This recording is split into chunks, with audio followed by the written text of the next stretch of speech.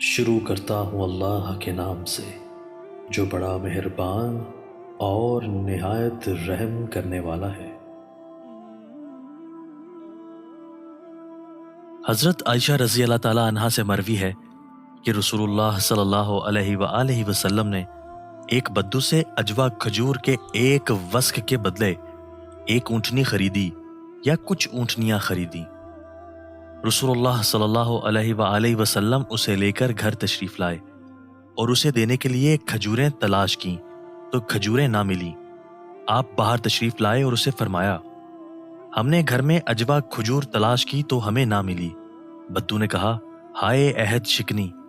لوگ اس کی طرف بڑھے اور کہنے لگے، اللہ تجھے برباد کرے، کیا رسول اللہ صلی اللہ علیہ وآلہ وسلم عہد شکنی کریں گے؟ رسول اللہ صلی اللہ علیہ وآلہ وسلم نے فرمایا، اسے چھوڑ دو کیونکہ حق والے کو بات کرنے کا اختیار ہے۔ پھر رسول اللہ صلی اللہ علیہ وآلہ وسلم واپس پلٹ آئے اور کہا، اے اللہ کے بندے، ہم نے تجھ سے کچھ اونٹنیاں خریدی تھی، ہمارا خیال تھا کہ ہم نے جو مقرر کیا ہے وہ ہمارے پاس ہوگا، ہم نے تلاش کیا تو ہمیں نہ ملا۔ بدو نے پھر کہا، کتنا بڑا دھوکہ ہوا ہے۔ لوگ اس پر چلانے لگے اور کہنے لگے، اللہ تجھے برباد کرے، کیا رسول اللہ صلی اللہ علیہ وآلہ وسلم دھوکہ کریں گے؟ رسول صلی اللہ علیہ وآلہ وسلم نے فرمایا، اسے چھوڑ دو کیونکہ حق والے کو بات کرنے کا اختیار ہے۔ یہ بات رسول اللہ صلی اللہ علیہ وآلہ وسلم نے 2 یا 3 مرتبہ کہی۔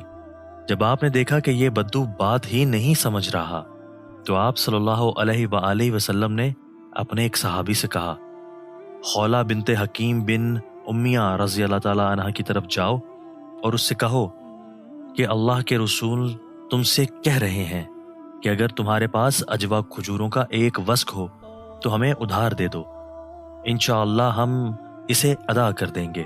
وہ صحابی خولہ رضی اللہ تعالیٰ عنہ کی طرف گیا، پھر واپس لوٹ آیا اور کہا کہ خولہ رضی اللہ تعالیٰ عنہ کہہ رہی ہیں، ٹھیک ہے، کھجوریں میرے پاس ہیں، آپ کسی کو بھیج دیں جو آ کر لے جائے۔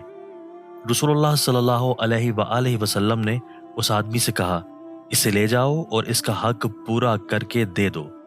وہ صحابی اسے لے گیا اور اس کا جو حق تھا اسے پورا کر کے دے دیا۔ وہ بدو رسول اللہ صلی اللہ علیہ وآلہ وسلم کے پاس سے گزرا، آپ اپنے صحابہ میں بیٹھے ہوئے تھے۔ اس نے کہا، جزاک اللہ خیر، آپ نے عمدہ طریقے سے پورا کر کے دیا۔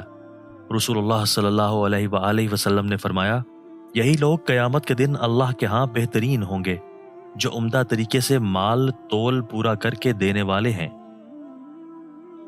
حضرت انس رضی اللہ تعالیٰ عنہ سے مروی ہے کہ نبی صلی اللہ علیہ وآلہ وسلم نے فرمایا، بڑا اجر بڑی مصیبت کے ساتھ ہے، اور اللہ تعالیٰ جب کسی قوم سے محبت کرتا ہے تو انہیں آزمائش میں مبتلا کر دیتا ہے۔